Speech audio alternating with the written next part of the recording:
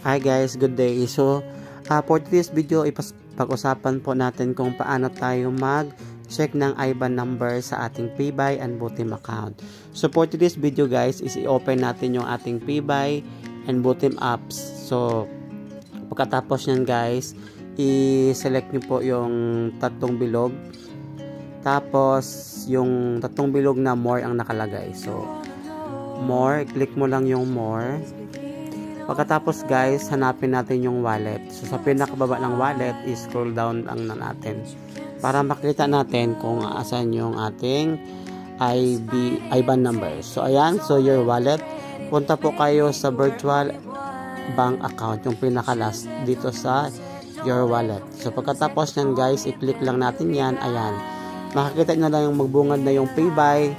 Under po siya ng First Abu Dhabi Bank. So, makita mo yung account number at saka yung IBAN number. So, pwede mo i-copy yung IBAN number at i-save mo. So, kung may magpadala sa'yo ng pera or gamitin mo sa cash now, pwede mo nang gamitin itong ating IBAN number. So, ganun lang kabilis mag-check ng IBAN number sa ating PayBuy and Butim account. So, huwag kalimutan mag-like, comment, share, and subscribe. And thank you for watching. See you in my next vlog.